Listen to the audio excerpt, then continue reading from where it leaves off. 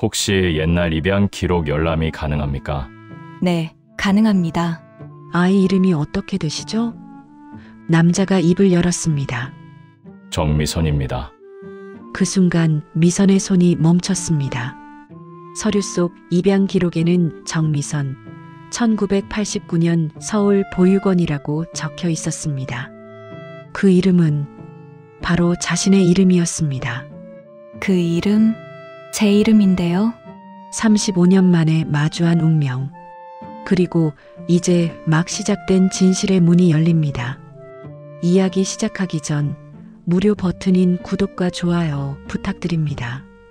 알림 설정도 해두시면 새로운 영상이 올라올 때마다 제일 먼저 시청하실 수 있습니다. 이제 이야기 시작하겠습니다. 서울 마포구의 한 입양기관 건물은 낡았지만 따뜻한 느낌을 주는 곳이었습니다. 오래된 벽돌 건물 사이에 자리 잡은 3층짜리 건물로 1층 현관문을 열면 소독약 냄새와 오래된 종이 냄새가 섞여 코끝을 스쳤죠. 복도 양쪽으로는 낡은 파일 캐비닛들이 줄지어 서 있었고 그 안에는 수십 년 동안 쌓인 입양 기록들이 빼곡히 들어차 있었습니다. 정미선은 오늘도 이곳 2층 자료실에서 자원봉사 업무를 보고 있었습니다. 35세의 미선은 단정한 검은색 블라우스에 청바지를 입고 긴 머리를 뒤로 묶은 채 책상 앞에 앉아 있었죠. 그녀의 손에는 노란 파일 하나가 들려 있었고 그 안에는 해외 입양인들의 서류가 가지런히 정리되어 있었습니다. 미선은 매주 수요일 오후마다 이곳에 와서 서류 정리를 도왔습니다. 특별한 이유가 있어서는 아니었습니다. 그저 입양인으로 자란 자신의 뿌리를 찾고 싶은 마음, 그리고 비슷한 처지의 사람들에게 조금이나마 도움이 되고 싶은 마음 때문이었죠. 창밖으로는 가을 햇살이 부드럽게 들어왔습니다. 낙엽이 바람에 날리는 모습이 유리창 너머로 보였고 거리에는 사람들이 바쁘게 오가고 있었습니다. 미선은 잠시 창밖을 바라보다가 다시 서류에 시선을 고정했습니다. 그녀는 한 장 한 장 꼼꼼히 확인하며 연도별로 분류하는 작업을 하고 있었죠. 1989년, 1990년, 1991년. 오래된 서류들 속에는 수많은 사연이 담겨 있었습니다. 바로 그때였습니다. 1층 현관문이 삐걱거리며 열리는 소리가 들렸습니다. 미선은 고개를 들었지만 2층 자료실에서는 누가 들어왔는지 보이지 않았죠. 곧 계단을 오르는 발걸음 소리가 들렸습니다. 천천히 조심스럽게 오르는 소리였습니다. 나이 든 사람의 걸음걸이 같았죠. 잠시 후 자료실 문이 열리며 한 노신사가 들어섰습니다. 70세쯤 되어 보이는 그 남자는 회색 재킷에 낡은 면바지를 입고 있었습니다. 등이 약간 굽었고 주름진 얼굴에는 세월의 흔적이 깊이 새겨져 있었죠. 그는 문 앞에서 잠시 머뭇거리며 안을 살폈습니다. 눈빛은 초조해 보였고 손은 미세하게 떨리고 있었습니다. 미선은 자리에서 일어나 그를 맞이했습니다. 안녕하세요. 무엇을 도와드릴까요? 노신사는 천천히 다가와 미선 앞에 섰습니다. 그의 목소리는 떨렸습니다. 혹시 옛날 입양 기록 열람이 가능합니까? 미선은 고개를 끄덕이며 대답했습니다. 네, 가능합니다. 본인 확인 서류와 입양 관련 정보를 알려주시면 찾아드릴 수 있어요. 노신사는 주머니에서 낡은 신분증을 꺼내 책상 위에 올려놓았습니다. 최병호, 1955년생. 주소는 서울 은평구로 되어 있었습니다. 미선은 신분증을 확인한 후 노트에 이름을 적었습니다. 어떤 기록을 찾으시나요? 최병호는 잠시 말을 잇지 못하고 입술만 떨었습니다. 그의 눈가에는 이미 눈물이 맺혀 있었죠. 미선은 그런 그를 조용히 기다렸습니다. 이런 상황이 낯설지 않았습니다.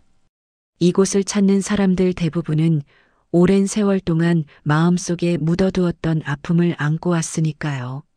한참을 망설이던 최병호가 마침내 입을 열었습니다. 아이 이름을 찾고 싶습니다. 아이 이름이 어떻게 되시죠? 최병호는 깊은 숨을 들이쉬었습니다. 그리고 떨리는 목소리로 말했습니다. 정미선입니다. 순간 미선의 손이 멈췄습니다. 펜을 쥔 손이 공중에서 굳어버렸죠. 그녀는 천천히 고개를 들어 최병호를 바라봤습니다. 심장이 이상하게 두근거리기 시작했습니다. 정미선, 그건 바로 자신의 이름이었으니까요. 지금 뭐라고 하셨죠? 정미선입니다. 1989년에 서울의 한 보육원을 통해 입양을 보낸 아이입니다. 미선의 입술이 바짝 말랐습니다. 손에 쥔 펜이 바닥으로 떨어졌지만 그녀는 그것조차 신경 쓰지 못했습니다. 눈앞에 노신사가 갑자기 흐릿하게 보였습니다. 1989년 서울 보육원 정미선, 모든 단어가 그녀 자신을 가리키고 있었습니다. 미선은 떨리는 손으로 책상 서랍을 열었습니다. 그 안에는 오래된 파일들이 연도별로 정리되어 있었죠. 그녀는 1989년 파일을 꺼내 펼쳤습니다. 노란색으로 바랜 종이들 사이에서 한 장의 서류가 눈에 들어왔습니다. 입양자 정미선, 생년월일 1989년 3월 15일, 입양 경로 서울중앙보육원, 입양 국가 미국. 미선의 눈이 그 서류 위에 고정되었습니다.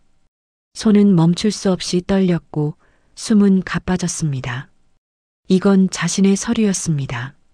자신이 태어나고 버려지고 입양된 기록이었죠. 그리고 지금 눈앞에 서 있는 이 노신사가 바로 그 아이, 즉 자신을 찾고 있다는 겁니까? 미선은 천천히 고개를 들어 최병호를 바라봤습니다. 그의 얼굴에는 간절함과 두려움이 섞여 있었습니다. 미선의 입에서 떨리는 목소리가 흘러나왔습니다. 그 이름, 제 이름인데요. 최병호의 눈이 커졌습니다. 그는 한 걸음 뒤로 물러섰고 입을 벌린 채 미선을 바라봤습니다. 시간이 멈춘 듯 했습니다. 자료실 안은 고요했고 창밖의 소음조차 들리지 않았습니다. 두 사람은 그렇게 서로를 바라보며 서 있었습니다. 미선의 머릿속은 혼란스러웠습니다. 눈앞에 노신사가 자신을 찾아온 사람이라는 사실이 믿기지 않았죠. 그녀는 급히 자리에서 일어나 기관장실로 향했습니다. 복도를 지나며 그녀의 발걸음은 흔들렸고 심장은 미친 듯이 뛰었습니다. 기관장실 문을 두드리는 손도 떨렸습니다. 들어오세요. 문을 열고 들어가자 기관장 박순자가 책상 앞에 앉아 있었습니다. 60대 중반의 박순자는 이 기관에서 30년 넘게 일해온 베테랑이었습니다. 그녀는 미선의 창백한 얼굴을 보고 놀라 자리에서 일어났습니다. 미선 씨, 무슨 일이에요? 얼굴이 왜 그래요? 미선은 가까스로 말을 이었습니다. 기관장님, 지금 자료실에 계신 분, 최병호라는 분이요. 그분이 찾는 아이가 정미선이라는 아이죠. 알고 있어요. 박순자의 대답에 미선은 더욱 당황했습니다. 알고 계셨어요? 그런데 왜 저한테 미리 말씀을 안 하신 거예요? 박순자는 깊은 한숨을 쉬며 미선을 의자에 앉게 했습니다. 그녀는 찬장에서 물 한 잔을 따라 미선에게 건넸죠. 진정하고 들어요. 그분이 일주일 전에 처음 여기 오셨어요. 35년 전에 입양 보낸 딸을 찾는다고 하시더군요. 이름이 정미선이라고요. 미선은 물을 한 모금 마시며 박순자의 말을 들었습니다. 그분 말로는 1989년 겨울에 갓난아기였던 딸을 이곳을 통해 입양 보냈다고 했어요. 당시에는 아내가 심한 병을 앓고 있었고 돈이 없어서 아이를 키울 수가 없었대요. 병원비조차 감당하기 힘들었다고 하더군요. 미선의 가슴이 철렁 내려앉았습니다. 그녀가 알고 있던 자신의 출생 이야기와는 전혀 달랐습니다. 양부모님은 그녀에게 늘 이렇게 말했었죠. 너는 한국의 한 보육원에 버려진 아이였어. 부모가 누구인지는 아무도 몰라. 우리가 너를 입양해서 미국으로 데려온 거야. 하지만 저는 부모님한테 제가 버려진 아이라고 들었어요. 친부모에 대한 기록이 전혀 없다고요. 박순자는 고개를 저었습니다. 당시에는 그런 경우가 많았어요. 가난 때문에 또는 여러 사정으로 아이를 입양 보내면서 신원을 숨기는 경우가 많았죠. 최병호 씨도 그랬던 것 같아요. 아이를 보육원에 맡기면서 자신의 정보를 최소한만 남겼다고 해요. 미선은 두 손으로 얼굴을 감싸 쥐었습니다. 35년 동안 자신은 버려진 아이라고 생각하며 살아왔습니다. 친부모가 자신을 원하지 않았다고, 그래서 보육원 문 앞에 버리고 갔다고 믿었죠. 그런데 지금 그 이야기가 모두 거짓이었다는 겁니까?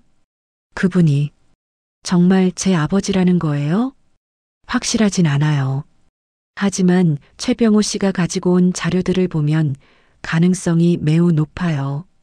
당시 입양 계약서 사본, 보육원 영수증, 그리고 아기 때 사진까지 가지고 있더군요. 미선의 눈에서 눈물이 흘러내렸습니다. 35년 만에 친부를 만났다는 사실이 실감나지 않았습니다. 아니, 실감하고 싶지 않았는지도 몰랐습니다. 그녀는 이미 자신만의 삶을 살아왔고 미국에서 자란 입양인으로서의 정체성을 받아들였으니까요.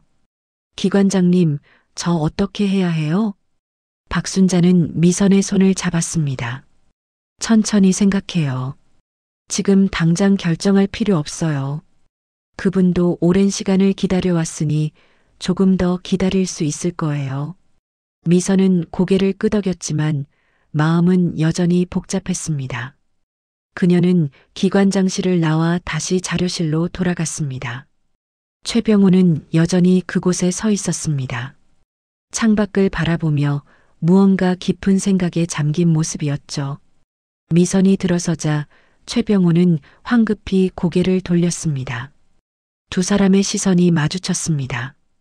최병호의 눈에는 눈물이 가득했고 그 눈물은 곧 뺨을 타고 흘러내렸습니다. 미선아. 그 한마디에 미선의 가슴이 무너져 내렸습니다. 자신의 이름을 그렇게 부르는 사람은 양부모님 뿐이었습니다. 그런데 지금 이 낯선 노인이 자신을 그렇게 부르고 있었죠. 제가 정말 당신의 딸인가요? 최병호는 고개를 끄덕이며 다가왔습니다. 그래, 내가 내 딸이야. 내가 널 입양 보낸 아버지야. 미선은 한 걸음 뒤로 물러섰습니다. 받아들일 수 없었습니다. 아니, 받아들이고 싶지 않았습니다. 아니에요. 제 아버지는 미국에 계세요. 저를 키워주신 분이 제 진짜 아버지예요. 최병호의 얼굴이 일그러졌습니다. 그는 주머니에서 낡은 사진 한 장을 꺼냈습니다. 노랗게 바랜 그 사진 속에는 갓난아기가 담요에 쌓여 있었습니다. 미선은 그 사진을 보고 숨이 멎는 듯 했습니다. 그 사진은 자신의 입양 서류에 첨부되어 있던 바로 그 사진이었습니다. 이게 어떻게? 이 사진은 내가 태어나고 사흘째 되던 날 찍은 거야. 내가 직접 찍었어. 최병호는 떨리는 손으로 사진을 쓰다듬었습니다. 그날 내 엄마는 병원 침대에 누워 있었어. 심장병이 너무 심해서 움직일 수조차 없었지. 그래도 너를 안아보고 싶다고 했어. 내가 너를 엄마 품에 안겨줬을 때 엄마는 울면서 말했어. 미선아, 미안하다고. 엄마가 아파서 너를 제대로 키워줄 수 없어서 미안하다고. 미선의 눈에서 눈물이 쏟아졌습니다. 최병호는 계속 말을 이었습니다. 엄마는 너를 낳고 한 달 만에 세상을 떠났어. 나는 나는 혼자 너를 키울 자신이 없었어. 돈도 없었고 일자리도 불안정했지. 그래서 너를 잠깐만 보육원에 맡기려고 했어. 돈을 좀 모아 다시 데려오려고 했는데 최병호는 더 이상 말을 잇지 못하고 흐느꼈습니다. 그게 마지막이 될 줄은 몰랐어. 2달 뒤에 다시 갔을 때는 이미 내가 해외 입양이 결정됐다고 하더구나. 그때부터 35년 동안 너를 찾아 헤맸어. 미선은 벽에 기대어 주저앉았습니다. 자신이 알던 이야기와는 너무도 달랐습니다. 그녀는 버려진 아이가 아니었습니다. 사랑받지 못한 아이가 아니었습니다. 단지 가난과 불행이 만들어낸 비극의 주인공이었을 뿐이었죠. 그럼 왜 이제야 오신 거예요? 왜 35년이 지나서야 저를 찾으신 거예요? 최병우는 고개를 떨어뜨렸습니다. 찾으려고 했어. 정말 많이 찾았어. 하지만 당시엔 방법이 없었어.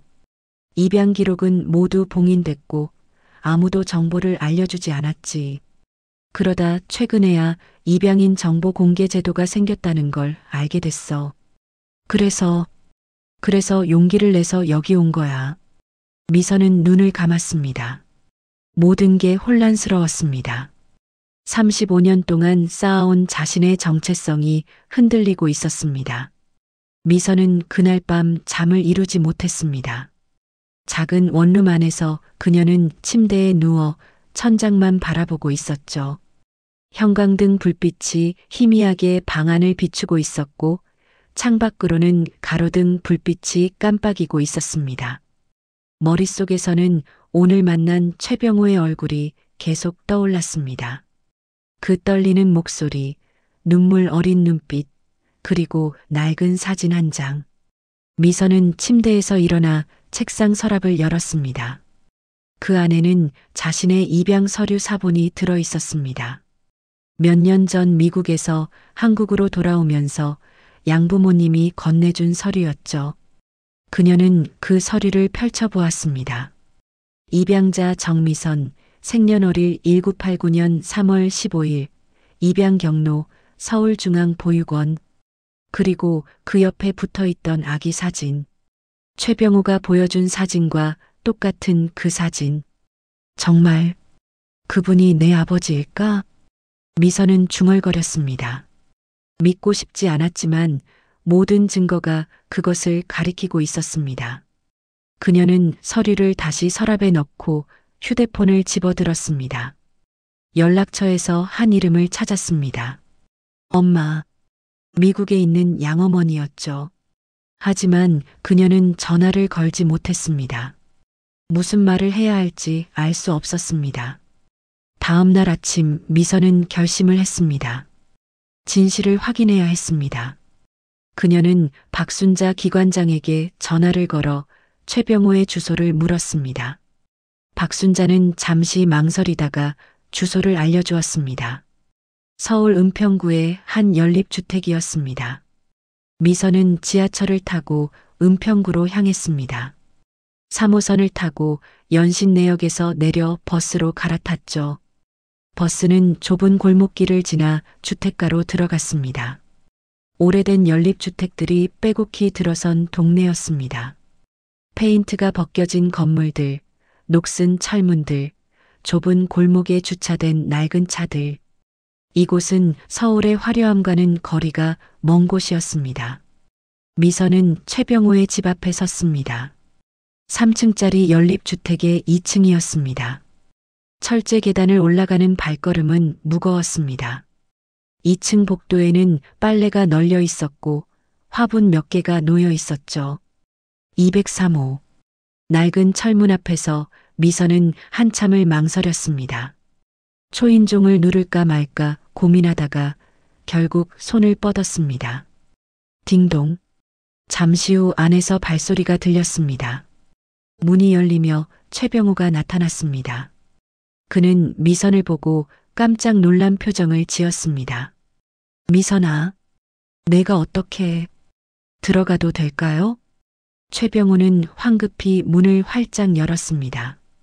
그럼, 어서 들어와. 집안은 좁았지만 깔끔하게 정리되어 있었습니다. 작은 거실에는 낡은 소파 하나와 텔레비전이 놓여 있었고 벽에는 액자들이 걸려 있었습니다. 미선은 그 액자들을 하나하나 바라보았습니다. 결혼사진, 가족사진, 그리고 아기 사진. 그녀의 발걸음이 한 액자 앞에서 멈췄습니다. 그 액자 속에는 갓난아기를 안고 있는 여자가 있었습니다. 창백한 얼굴의 여자는 병상에 누워 있었고 힘없이 아기를 안고 있었죠. 그 옆에는 젊은 최병우가 서 있었습니다. 사진 속 최병우의 얼굴에는 웃음기가 전혀 없었습니다. 그게 내 엄마야. 최병우가 뒤에서 말했습니다. 미선은 액자를 집어들고 자세히 들여다보았습니다. 사진 속 여자의 얼굴이 희미하게 자신과 닮았다는 생각이 들었습니다. 엄마, 이름이 뭐예요? 김영희야. 26살에 너를 낳고 27살에 세상을 떠났지. 미선의 눈에 눈물이 고였습니다. 평생 얼굴 한 번 본 적 없는 엄마. 그녀는 항상 자신의 친어머니가 어떤 사람이었을까 궁금해했습니다. 그런데 지금 그 엄마의 사진을 보고 있었습니다. 최병우는 주방으로 가서 차를 끓였습니다. 그는 낡은 주전자에 물을 끓이고 찻잔 2개를 꺼냈습니다. 미선은 소파에 앉아 계속 액자를 바라보았습니다. 잠시 후 최병우가 차를 들고 와 탁자 위에 놓았습니다. 마셔. 보리차야. 미선은 찻잔을 들었습니다. 따뜻한 차가 목을 타고 내려갔습니다. 두 사람은 한동안 아무 말도 하지 않았습니다. 침묵이 흘렀고 창밖으로는 아이들이 뛰어노는 소리가 들렸습니다. 왜 오늘 여기 왔니? 최병우가 조심스럽게 물었습니다. 미선은 찻잔을 내려놓고 그를 바라보았습니다. 진짜인지 확인하고 싶었어요. 당신이 정말 제 아버지인지. 최병우는 고개를 끄덕였습니다. 그는 자리에서 일어나 방으로 들어갔습니다. 잠시 후 낡은 상자 하나를 들고 나왔습니다. 먼지가 쌓인 그 상자를 탁자 위에 올려놓고 뚜껑을 열었습니다. 안에는 오래된 서류들과 사진들이 가득 들어 있었습니다. 이것들이 내가 35년 동안 모아둔 거야. 최병우는 하나하나 꺼내어 미선에게 보여주었습니다. 보육원 영수증, 입양 계약서 사본, 병원 진료 기록, 그리고 수많은 사진들. 미선은 그 서류들을 하나씩 살펴보았습니다. 모든 것이 일치했습니다. 날짜, 장소, 이름.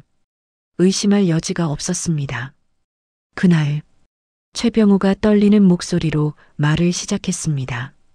그날 너를 보육원에 맡기던 날, 너는 내 손을 꼭 잡고 있었어. 작은 손으로 내 손가락을 움켜쥐고 있었지. 나는 그 손을 뿌리쳤어. 미선은 고개를 들어 최병우를 바라보았습니다. 그의 얼굴은 눈물로 범벅이 되어 있었습니다. 그때 너는 울었어. 크게 울었지. 마치 나한테 가지 말라고, 날 두고 가지 말라고 애원하는 것처럼. 하지만 나는 뒤돌아서 나와버렸어.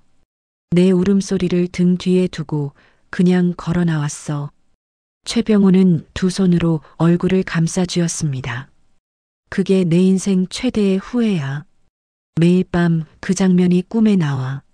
내가 나를 붙잡으려고 손을 뻗는 모습, 울면서 나를 부르는 목소리.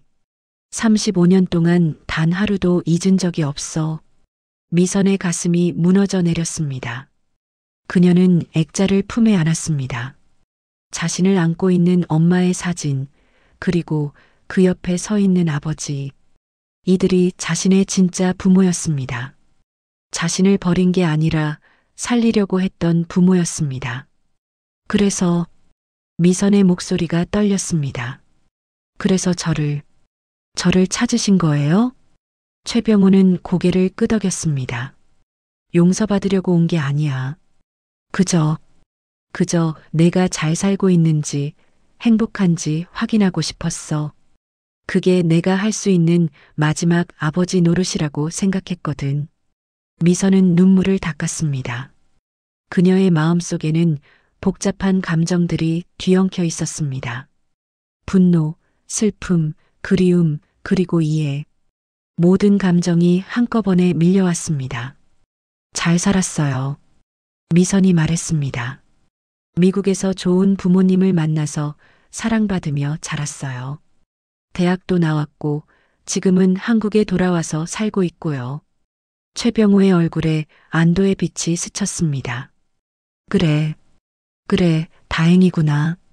정말 다행이야. 두 사람은 다시 침묵에 빠졌습니다. 하지만 이번 침묵은 조금 달랐습니다. 어색하지만 따뜻했습니다. 미선은 최병호의 집에서 나와 골목길을 걸었습니다. 가을바람이 차갑게 얼굴을 스쳤지만 그녀는 느끼지 못했습니다. 머릿속은 여전히 혼란스러웠습니다. 그 집에서 본 사진들, 서류들, 그리고 최병호의 눈물. 모든 것이 진실이었습니다. 하지만 그 진실을 받아들이는 것은 쉽지 않았습니다. 미선은 버스 정류장에서 버스를 기다리고 있었습니다. 바로 그때 뒤에서 누군가 다가오는 기척이 느껴졌습니다. 고개를 돌리자 한 남자가 서 있었습니다. 40대 초반으로 보이는 그 남자는 검은색 패딩 점퍼를 입고 있었고 얼굴에는 날카로운 인상이 서려 있었습니다. 당신이 정미선이요? 남자의 목소리는 차갑고 날카로웠습니다. 미선은 본능적으로 한 걸음 뒤로 물러섰습니다. 누구세요? 최도연이요. 최병호의 아들. 미선의 눈이 커졌습니다. 최병호의 아들. 그렇다면 자신의 이복 오빠였습니다.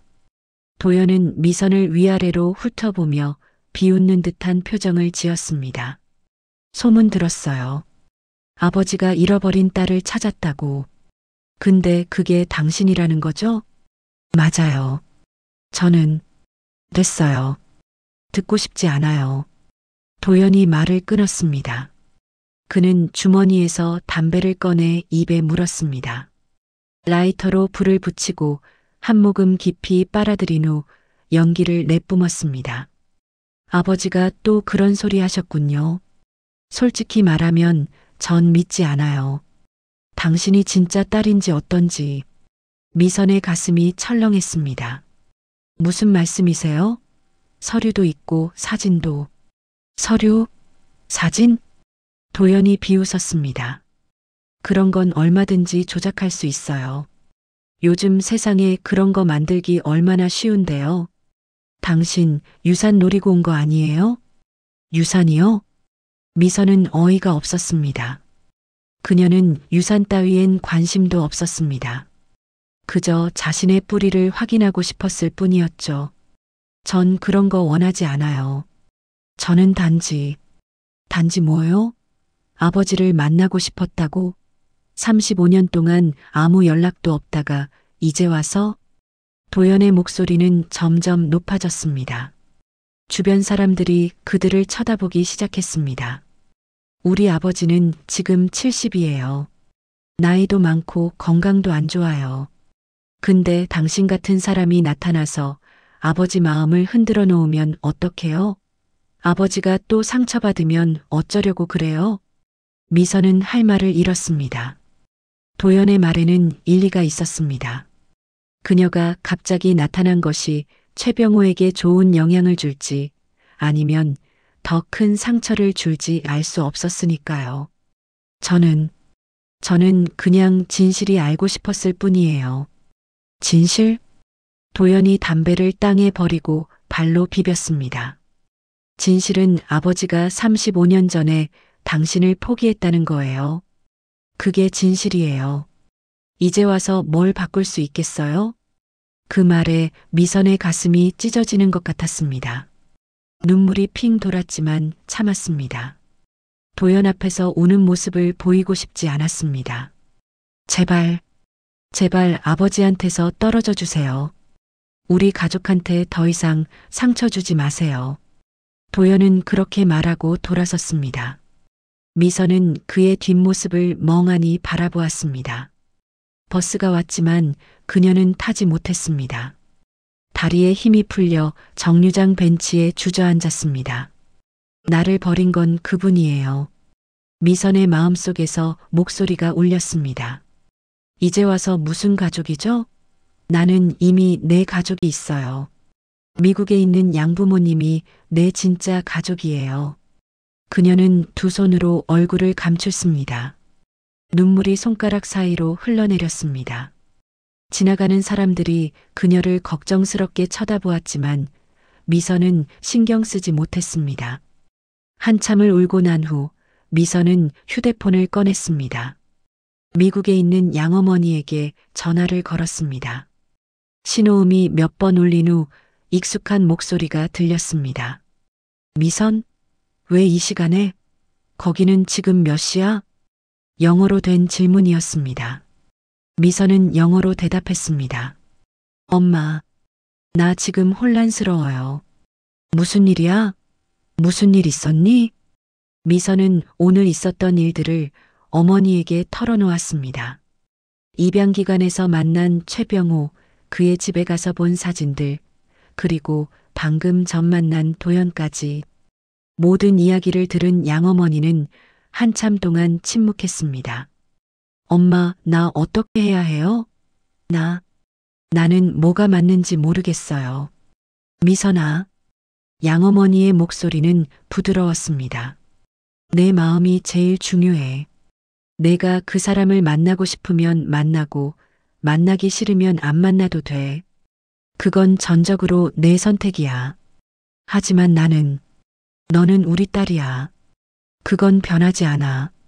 내가 친부를 만난다고 해서 우리와의 관계가 달라지는 건 아니야. 너는 여전히 우리가 사랑하는 딸이고 우리 가족이야. 그 말에 미선은 다시 울음을 터뜨렸습니다. 양어머니의 목소리도 떨리고 있었습니다. 엄마는 내가 행복하길 바랄 뿐이야. 내 뿌리를 찾는 것도 중요하지만 내 마음이 다치는 건 원하지 않아. 천천히 생각해봐. 서두를 필요 없어. 전화를 끊고 난 후 미선은 한참을 벤치에 앉아 있었습니다.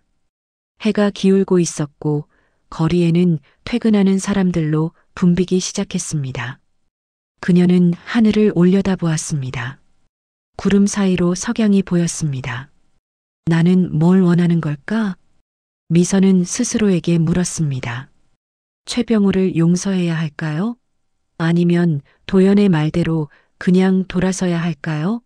35년의 공백을 메울 수 있을까요? 미선은 가방에서 지갑을 꺼냈습니다. 그 안에는 양부모님과 함께 찍은 사진이 들어 있었습니다. 미국 집 앞마당에서 찍은 사진이었죠. 활짝 웃고 있는 자신의 모습이 보였습니다. 그때는 행복했습니다. 자신의 출생에 대해 의문을 품지 않았던 시절이었죠. 하지만 이제는 모든 게 달라졌습니다. 진실을 알아버렸고 친부를 만났습니다. 되돌릴 수 없었습니다. 미선은 자리에서 일어났습니다. 집으로 돌아가야 했습니다. 오늘은 너무 많은 일이 있었습니다. 생각을 정리할 시간이 필요했습니다. 버스에 올라 창밖을 바라보며 미선은 도연의 얼굴을 떠올렸습니다. 그의 차가운 눈빛, 날카로운 말투. 하지만 그 안에는 아버지를 지키려는 마음도 있었습니다. 미선은 그것을 이해할 수 있었습니다. 어쩌면 그가 옳을지도 몰라. 미선은 생각했습니다.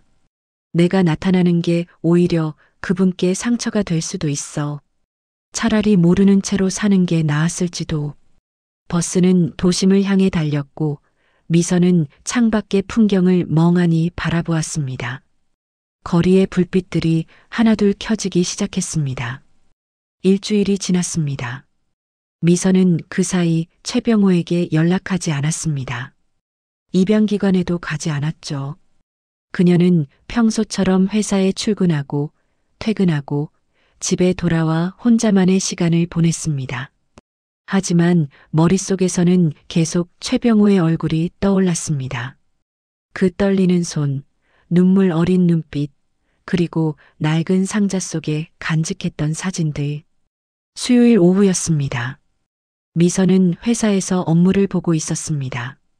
그녀는 작은 무역회사에서 사무직으로 일하고 있었죠. 컴퓨터 앞에 앉아 서류를 정리하던 중 휴대폰이 울렸습니다. 모르는 번호였습니다. 미선은 잠시 망설이다가 전화를 받았습니다. 여보세요? 미선 씨죠? 저 박순자예요. 입양기관 기관장. 박순자의 목소리였습니다. 하지만 평소와 달리 급박하고 떨리는 목소리였습니다. 아, 기관장님.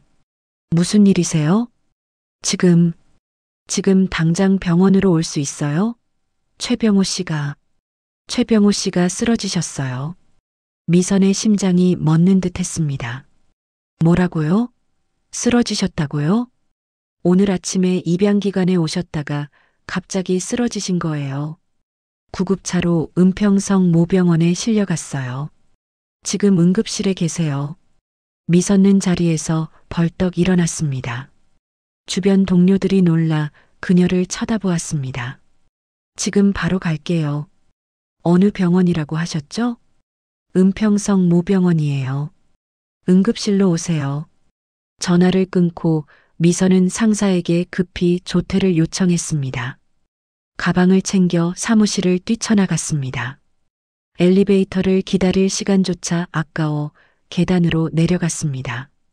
숨이 가빠졌지만 멈출 수 없었습니다. 택시를 잡아타고 은평성 모병원으로 향했습니다. 차 안에서 미선의 손은 계속 떨렸습니다. 왜 이렇게 가슴이 두근거리는 걸까요? 일주일 전만 해도 자신은 최병호를 만나지 않기로 결심했었는데, 하지만 그가 쓰러졌다는 소식을 듣자 몸이 먼저 움직였습니다. 병원에 도착했습니다. 응급실로 뛰어가니 박순자가 복도에서 기다리고 있었습니다. 그녀의 얼굴은 창백했고 눈가는 붉게 부어 있었습니다. 기관장님, 어떻게 된 거예요? 뇌출혈이래요. 갑자기 쓰러지셨는데 의사 말로는 상태가 좋지 않다고. 미선의 다리에 힘이 풀렸습니다. 박순자가 그녀를 붙잡아 의자에 앉혔습니다. 지금 수술 중이에요. 최도연 씨도 와 있어요.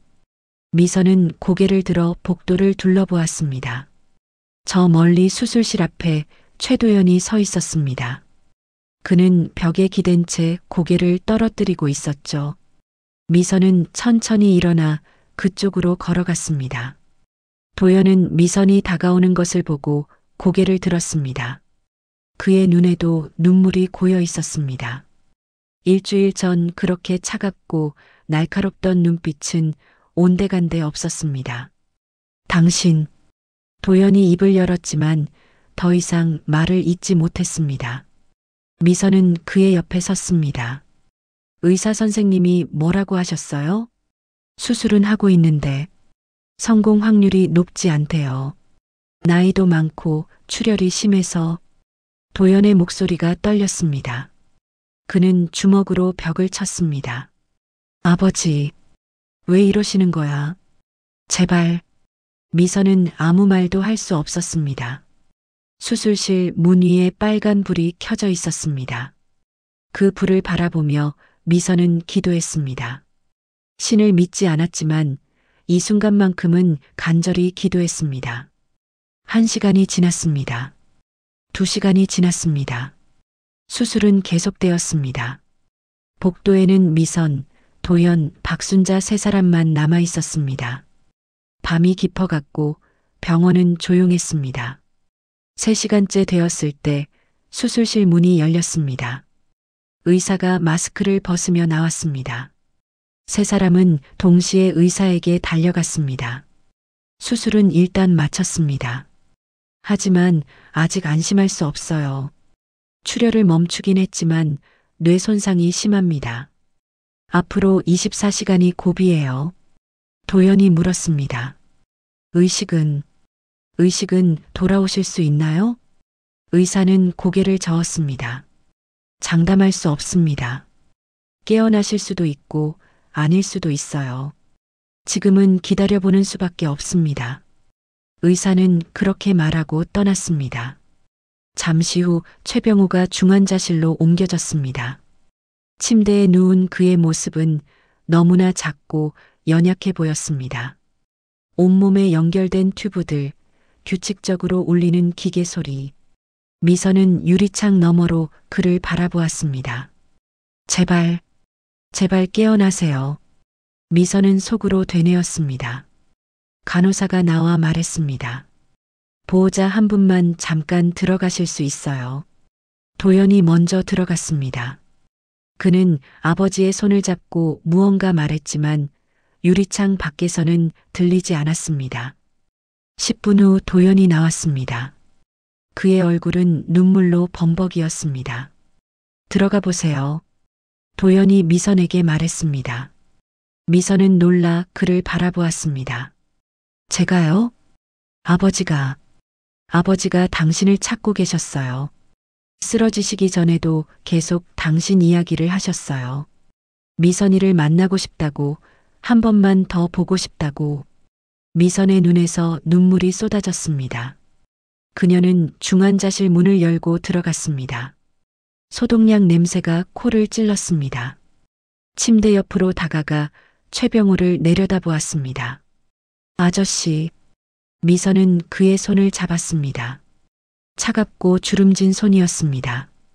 그녀는 그 손을 자신의 뺨에 갖다 댔습니다. 저예요, 미선이에요. 제가 왔어요. 최병우는 반응이 없었습니다. 눈을 감은 채 고요히 누워 있었습니다. 미선은 그의 손을 꼭 쥐었습니다. 죄송해요. 일주일 동안 연락 안 드려서 죄송해요. 저 겁이 났어요. 당신을 받아들이는 게 무서웠어요. 하지만 이제 알았어요. 당신이 저를 사랑했다는 거, 저를 살리려고 했다는 거. 눈물이 최병우의 손등에 떨어졌습니다. 제발 깨어나세요. 제발. 이렇게 가시면 안 돼요. 우리 아직 할 이야기가 많이 남았잖아요. 간호사가 들어와 시간이 다 됐다고 알렸습니다. 미선은 최병우의 손을 놓기 싫었지만 어쩔 수 없이 손을 뗐습니다. 중환자실을 나오며 뒤돌아보니 최병우는 여전히 조용히 누워 있었습니다. 복도로 나온 미선은 주저앉았습니다. 박순자가 그녀를 안아주었습니다. 미선은 박순자의 품에서 한없이 울었습니다. 도연은 창밖을 바라보며 서 있었습니다. 그의 어깨도 떨리고 있었습니다. 밤은 깊어갔고 병원 복도는 고요했습니다. 세 사람은 그렇게 밤을 지새웠습니다. 누구도 집에 갈 생각을 하지 못했습니다. 새벽이 되었습니다. 간호사가 나와 말했습니다. 환자분이 잠깐 의식을 되찾으셨어요. 하지만 오래 버티지 못하실 것 같아요. 마지막 인사를 하세요. 도연과 미선은 동시에 중환자실로 뛰어들어갔습니다. 중환자실 안은 기계음만이 조용히 울리고 있었습니다. 최병우는 눈을 반쯤 뜨고 천장을 바라보고 있었습니다. 산소 마스크 너머로 거친 숨소리가 들렸습니다. 도연이 먼저 아버지의 침대 옆으로 다가갔습니다. 아버지, 저예요. 도연이에요. 최병우의 눈동자가 천천히 움직이며 아들을 바라보았습니다. 입술이 미세하게 떨렸지만 말은 나오지 않았습니다. 도연은 아버지의 손을 꼭 쥐었습니다. 아버지, 괜찮으실 거예요. 곧 나아지실 거예요. 하지만 최병우는 고개를 천천히 저었습니다. 그는 알고 있었습니다. 자신에게 남은 시간이 얼마 없다는 것을. 그의 시선이 도연 뒤에 서 있는 미선을 향했습니다. 눈빛에 간절함이 서려 있었습니다. 미선은 떨리는 발걸음으로 침대 곁으로 다가갔습니다. 도연이 자리를 비켜주었습니다. 미선은 최병호의 다른 쪽 손을 잡았습니다. 차갑고 힘없는 손이었지만 그 손은 미선의 손을 약하게 쥐어왔습니다. 아저씨, 아니, 미선의 목소리가 떨렸습니다. 그녀는 깊은 숨을 들이쉬고 다시 말했습니다. 아버지, 저예요. 미선이에요. 최병호의 눈에서 눈물이 흘러내렸습니다. 그는 입술을 움직여 무언가 말하려 했지만 목소리가 나오지 않았습니다. 미선은 귀를 그의 입 가까이 가져갔습니다. 가늘고 떨리는 목소리가 들렸습니다. 선아, 네 아버지. 제가 여기 있어요. 아다. 최병호는 그 말을 하는데 온 힘을 쏟았습니다. 숨이 가빠졌고 기계음이 빨라졌습니다. 간호사가 급히 들어와 상태를 확인했습니다. 너무 무리하시면 안 돼요. 편하게 쉬셔야 해요. 하지만 최병호는 고개를 저었습니다. 그는 미선의 손을 더 세게 쥐었습니다. 마지막 힘을 다해 말을 이어갔습니다. 잘 살아줘서 고맙다. 미선의 눈에서 눈물이 쏟아졌습니다. 아버지, 말씀하지 마세요. 힘드시잖아요. 하지만 최병호는 멈추지 않았습니다. 내가 못 해준 게 많아서 미안하다. 아니에요, 아버지. 아버지는 잘못한 게 없어요. 저를 살려주셨잖아요. 최병호의 얼굴에 희미한 미소가 번졌습니다. 그는 미선의 얼굴을 한참 바라보았습니다. 마치 그 얼굴을 기억 속에 영원히 새기려는 듯 했습니다. 그리고 천천히 눈을 감았습니다. 아버지. 미선이 그의 이름을 불렀습니다. 하지만 최병호는 대답하지 않았습니다. 기계음이 길게 울렸습니다. 간호사가 급히 의사를 불렀고 의료진이 달려왔습니다. 하지만 이미 늦었습니다. 보호자분들, 밖으로 나가주세요. 간호사가 두 사람을 밀어냈습니다. 문이 닫히고 유리창 너머로 의료진이 분주히 움직이는 모습이 보였습니다. 미선과 도연은 그 광경을 멍하니 바라보았습니다. 10분 후 의사가 나왔습니다. 그의 표정만으로도 알 수 있었습니다. 죄송합니다. 최선을 다했지만 도연이 벽에 기대어 주저앉았습니다. 미선은 그 자리에 서서 움직이지 못했습니다. 머릿속이 하얗게 비었습니다. 최병호는 떠났습니다. 영원히 이제 다시는 그를 볼 수 없게 되었습니다. 사흘 후 장례식이 치러졌습니다.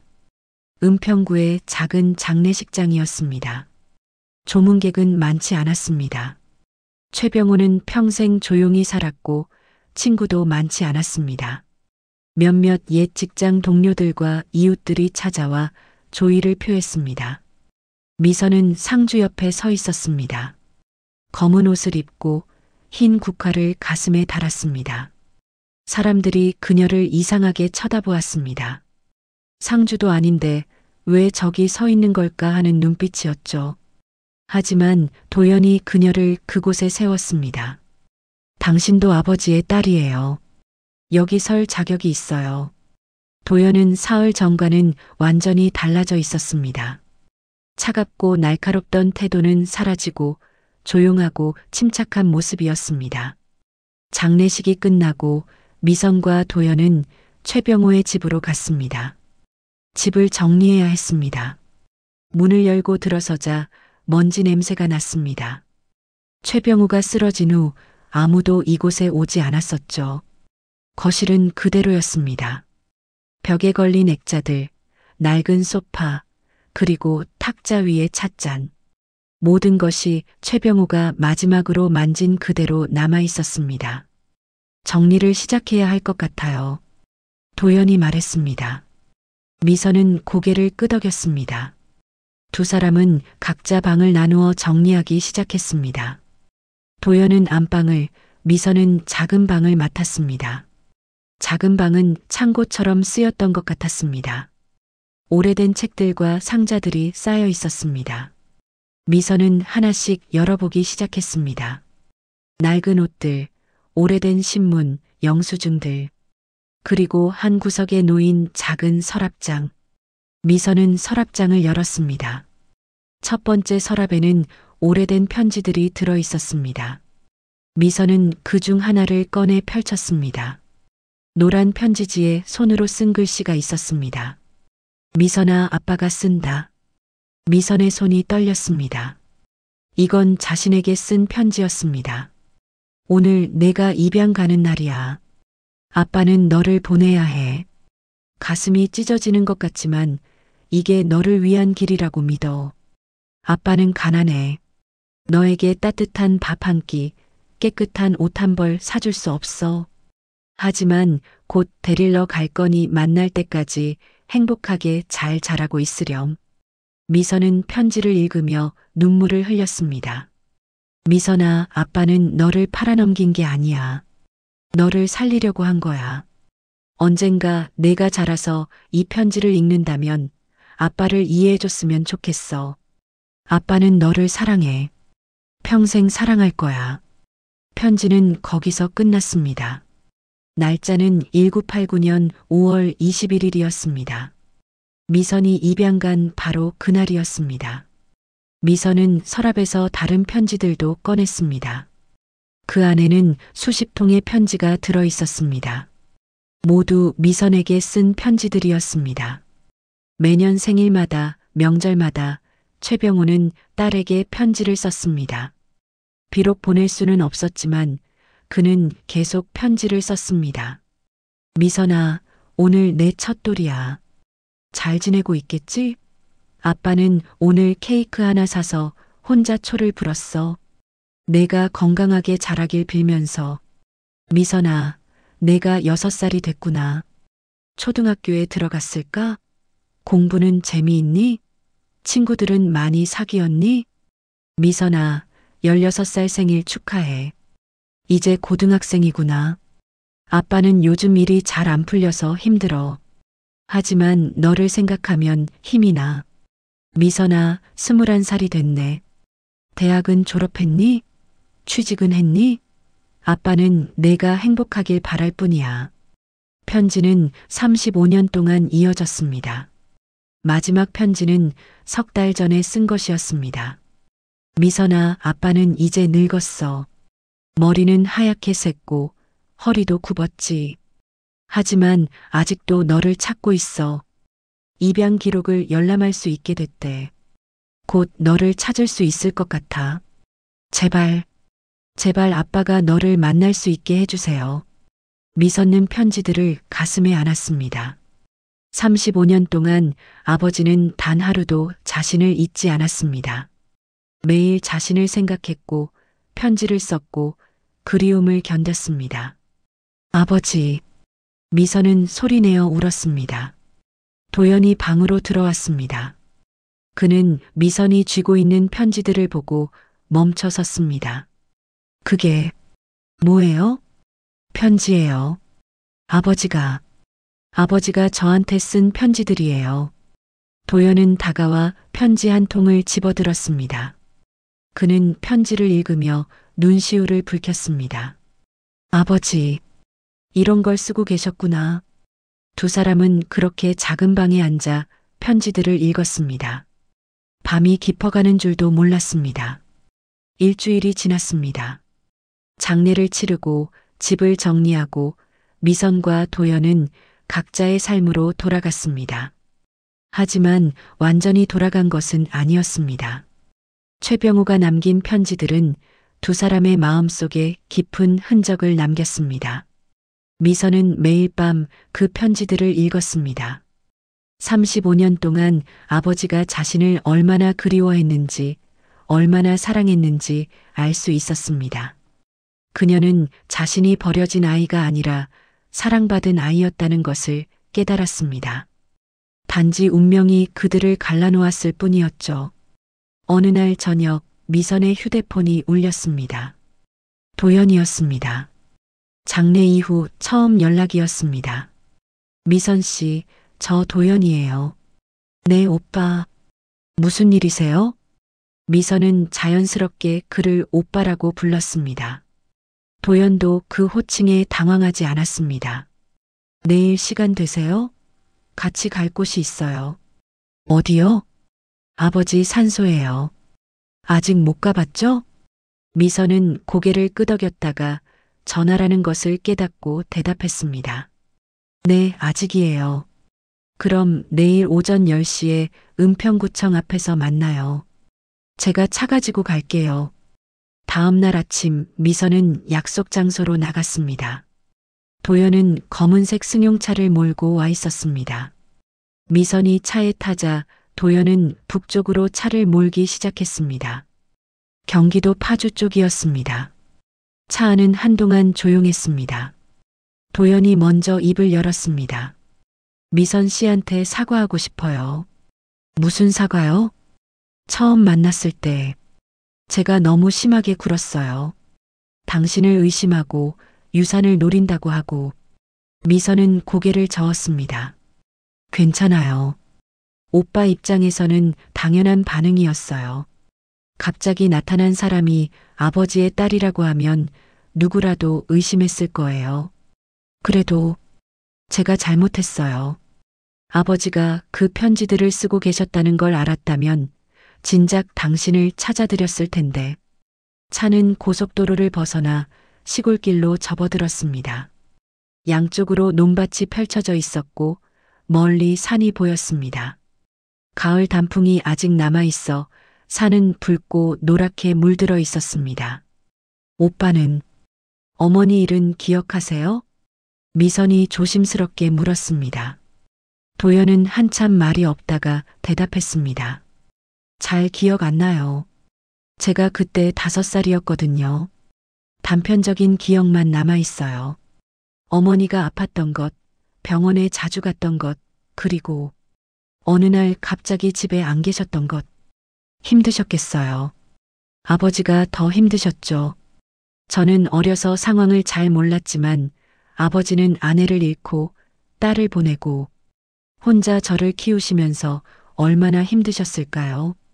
차는 작은 마을을 지나 산기슭으로 올라갔습니다. 좁은 시멘트 길을 따라 올라가니 공동묘지가 나왔습니다. 도연은 차를 세우고 트렁크에서 꽃과 과일을 꺼냈습니다. 여기에요. 두 사람은 묘지 사이를 걸어 올라갔습니다. 경사진 길을 한참 오르자 새로 만들어진 묘가 보였습니다. 최병호의 묘였습니다. 비석에는 간단하게 이름과 생몰려놀이만 새겨져 있었습니다. 미선은 묘 앞에 무릎을 꿇었습니다. 도연이 옆에 앉아 꽃을 놓고 과일을 차렸습니다. 향을 피우고 두 사람은 묵념했습니다. 한참 후 미선이 입을 열었습니다. 아버지, 저예요.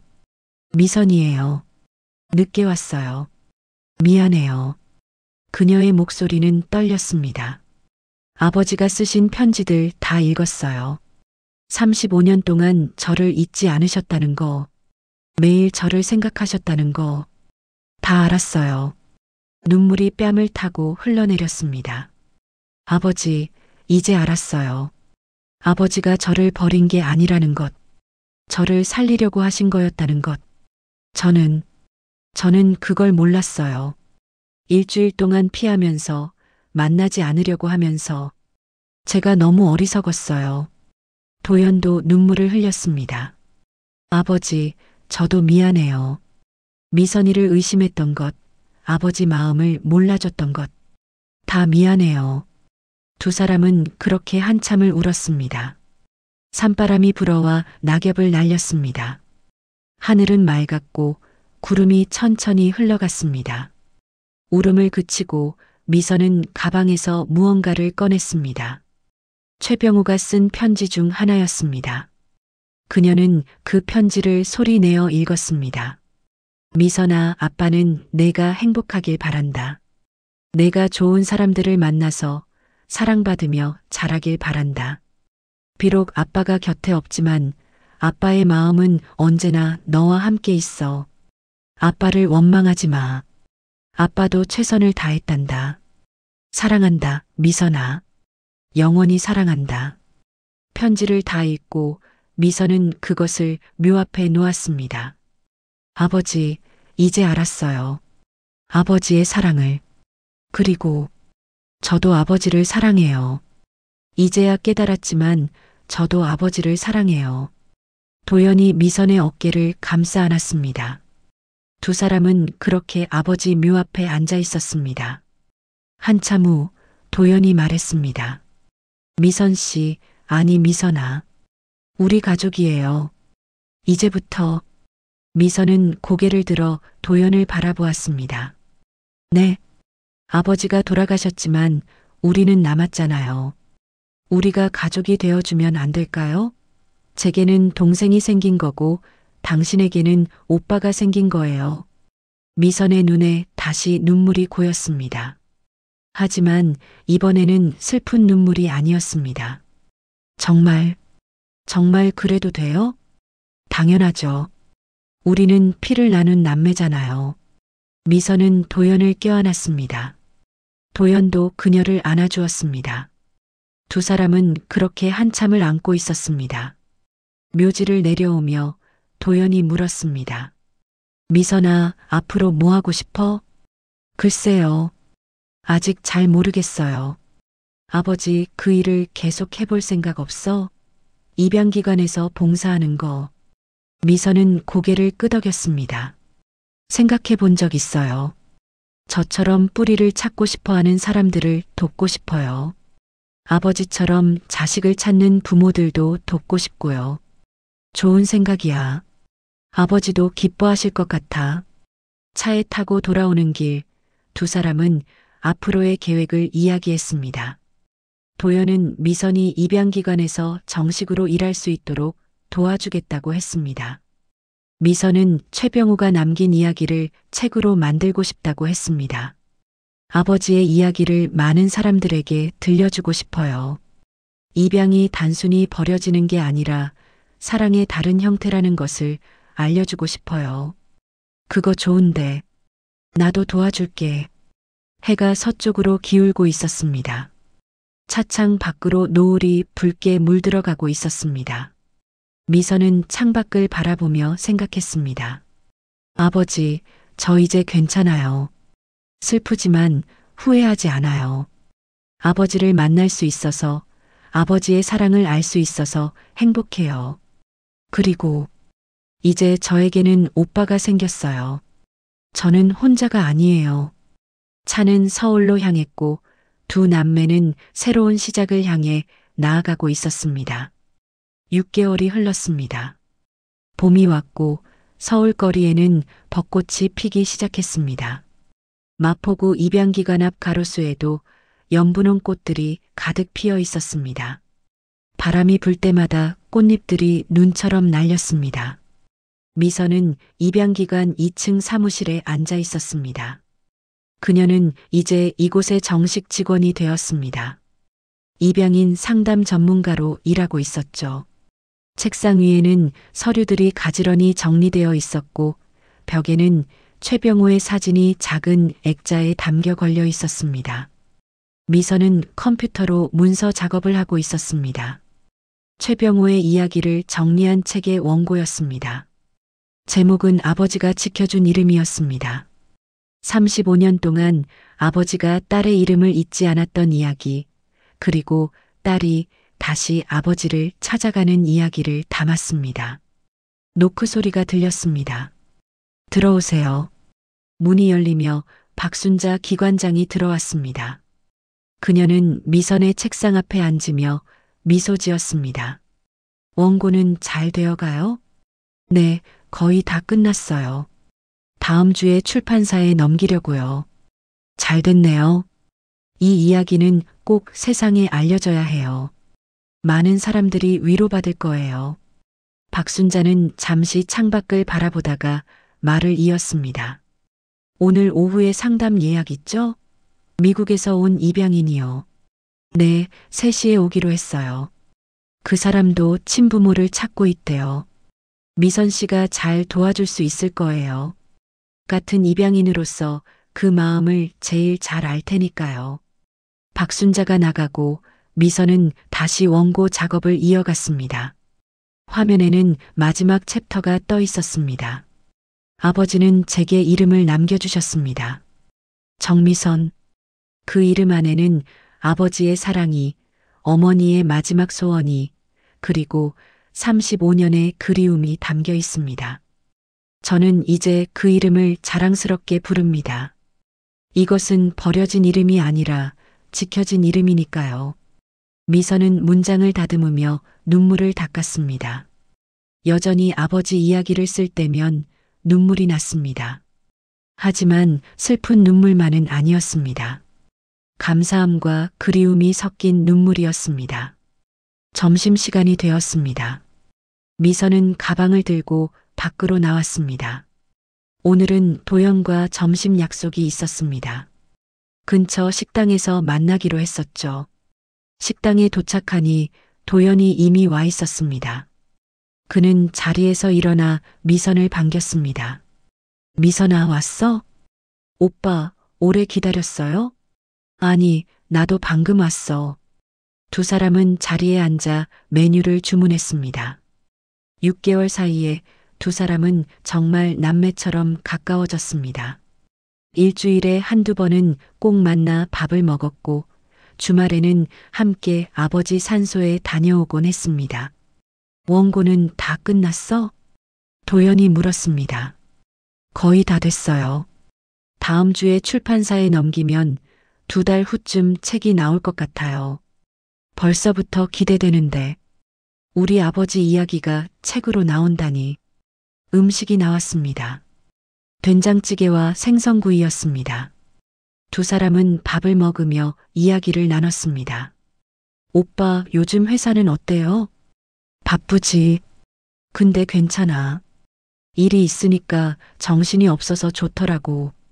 도연은 중소기업에서 격리로 일하고 있었습니다. 최병우가 살아계실 때 그의 일을 도우며 배운 것들이었습니다. 아, 참. 다음 주 토요일에 시간 돼? 왜요? 아버지 산소에 잔디를 좀 심으려고. 봄이니까 꽃도 좀 심고. 같이 가자. 그럼요. 제가 꽃 사갈게요. 식사를 마치고 두 사람은 커피숍으로 자리를 옮겼습니다. 창가 자리에 앉아 커피를 마시며 도연이 조심스럽게 말했습니다. 미선아, 너 미국 부모님한테는 연락하고 지내? 네, 일주일에 한 번씩 영상 통화해요. 부모님도 제가 친아버지를 만난 거 이해해 주셨어요. 다행이다. 그분들도 좋은 분들이시네. 오빠도 인사드리고 싶으세요? 다음에 통화할 때 같이 해요. 그래도 돼? 당연하죠. 오빠도 제 가족인데요. 도연이 미소 지었습니다. 고맙다, 미선아. 내가 우리 가족이 되어줘서 저야말로 고마워요, 오빠. 오후 3시 미선은 입양기관 상담실에서 손님을 기다렸습니다. 문이 열리며 30대 중반의 여성이 들어왔습니다. 동양인 얼굴이었지만 옷차림과 분위기는 서양식이었습니다. 안녕하세요. 정미선입니다. 미선이 영어로 인사했습니다. 여성도 영어로 대답했습니다. 안녕하세요. 저는 케이티예요. 본명은 김수진이에요. 두 사람은 악수를 나누고 자리에 앉았습니다. 케이티의 눈에는 불안함과 기대가 섞여 있었습니다. 미선은 그 표정을 알고 있었습니다. 6개월 전 자신도 똑같은 표정을 짓고 있었으니까요. 편하게 이야기해 주세요. 어떤 도움이 필요하세요? 케이티는 가방에서 낡은 서류를 꺼냈습니다. 저는 제 친부모를 찾고 싶어요. 30년 동안 궁금했어요. 제가 왜 입양됐는지, 부모님은 누구인지. 미선은 고개를 끄덕이며 그녀의 손을 잡았습니다. 저도 입양인이에요. 그 마음 충분히 이해해요.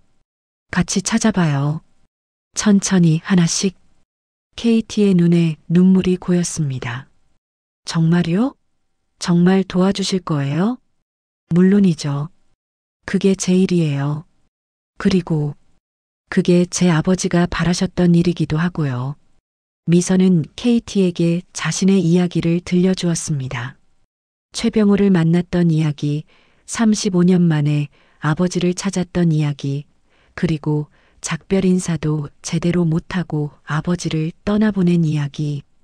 KT는 그 이야기를 들으며 눈물을 흘렸습니다. 저도 부모님을 만날 수 있을까요? 할 수 있어요. 포기하지 않으면 반드시 찾을 수 있어요. 상담을 마치고 미선은 혼자 사무실에 남았습니다. 창밖으로 노을이 지고 있었습니다. 그녀는 벽에 걸린 최병호의 사진을 바라보았습니다. 아버지, 저 잘하고 있죠? 아버지처럼 누군가를 기다리는 사람들을 돕고 있어요. 그리고 저처럼 뿌리를 찾는 사람들에게 손을 내밀고 있어요. 미선은 책상 서랍을 열고 최병호의 낡은 펜던트를 꺼냈습니다. 장례 후 도연이 그녀에게 준 것이었습니다. 아버지가 평생 목에 걸고 다녔던 펜던트였죠. 안에는 어린 미선의 사진이 들어 있었습니다. 미선은 그 펜던트를 목에 걸었습니다. 차갑지만 따뜻한 느낌이었습니다. 아버지, 이제 제 이름은 아버지가 지켜주신 이름이에요. 정미선. 이 이름으로 살아갈게요. 자랑스럽게. 퇴근 시간이 되어 미선은 기관 문을 나섰습니다. 거리에는 저녁 바람이 불고 있었고 벚꽃잎들이 여전히 날리고 있었습니다. 하늘에는 별들이 하나둘 떠오르기 시작했습니다. 미선은 하늘을 올려다보며 미소 지었습니다. 아버지, 저 행복해요. 아버지 덕분에 제 뿌리를 찾았고 오빠도 생겼고 제가 할 일도 찾았어요. 감사해요. 바람이 불어와 그녀의 머리카락을 흔들었습니다. 마치 아버지가 머리를 쓰다듬어 주는 것 같았습니다. 미선은 눈을 감고 그 느낌을 받아들였습니다. 다시 태어나도 아빠의 딸로. 미선은 그렇게 중얼거리며 집으로 향했습니다. 거리의 불빛들이 하나둘 켜지고 사람들은 저마다의 집으로 돌아가고 있었습니다. 봄밤은 따뜻했고 미선의 발걸음은 가벼웠습니다. 입양기관 2층 창문에는 여전히 불이 켜져 있었습니다. 그 불빛 아래서 또 다른 누군가가 자신의 뿌리를 찾고 있을 것입니다. 그리고 미선은 내일 다시 이곳에 와서 그들의 손을 잡아줄 것입니다. 최병우가 남긴 사랑은 이렇게 계속 이어지고 있었습니다. 딸에게 그리고 딸을 통해 더 많은 사람들에게. 그의 이름은 사라졌지만 그의 사랑은 영원히 남았습니다.